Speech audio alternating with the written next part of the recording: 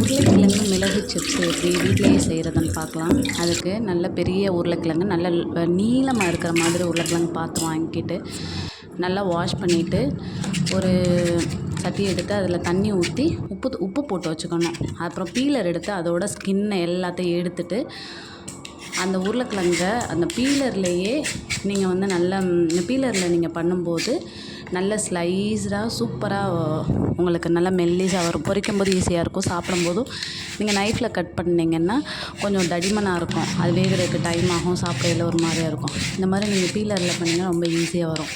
அதை ஃபுல்லாக அந்த நீங்கள் வச்சுருக்கிற அந்த உப்பு தண்ணியில் போட்டு அது முடிஞ்ச உடனே கிச்சன் டவல் எடுத்து அதில் நல்லா எல்லா தண்ணியும் போகிற மாதிரி எடுத்து தண்ணி எல்லாம் போயிட்டு சும்மா ட்ரையாக இருக்கிற மாதிரி பண்ணிவிட்டு ஒரு சட்டியில் எண்ணெயை காய வச்சு அந்த நீங்கள் பீல் பண்ணியிருக்கிற அந்த உருளைக்கிழங்கை போட்டு கொஞ்சம் கொஞ்சமாக பொரித்து எடுத்துட்டு அதுக்கப்புறம் நல்ல பெப்பர் க்ரஷ்டு உங்கள் வீட்டில் பெப்பர் பவுடர் இருந்தாலும் பரவாயில்ல, இல்லைன்னா பெப்பரை எடுத்து நீங்கள் அப்போவே பெப்பரும் சால்ட்டும் சேர்த்து அடித்து அது மேலே நல்லா தூவிட்டு நல்லா குலுக்கி விட்டிங்கன்னா சூப்பராக ஃப்ரெஷ்ஷாக மேக் பண்ண பொட்டேட்டோ பெப்பர் ஃப்ரை வந்து ரெடி ஆகிடும்.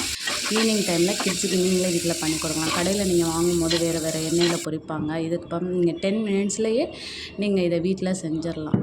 இது நான் சாப்பிடும்போது அதை குலுக்கும்போது அது சவுண்டு ரொம்ப சூப்பராக வந்துச்சு. சாப்பிடும்போதும் நல்லா இருந்துச்சு. நல்ல மொறுன்னு சிப்ஸை நீங்கள் வீட்டிலையே பண்ணி கொடுக்கலாம் கிட்ஸுக்கு ஈவினிங் டைமில், இல்லைன்னா ரெய்னி சீசனில் வீட்டில் இருக்கும்போது, இல்லைன்னா டிஃபன் பாக்ஸுக்கு இந்த மாதிரி நீங்கள் செஞ்சு கொடுத்தீங்கன்னா நல்லாயிருக்கும். ஆனால் சாப்பிடும்போது பாருங்களேன் எவ்வளோ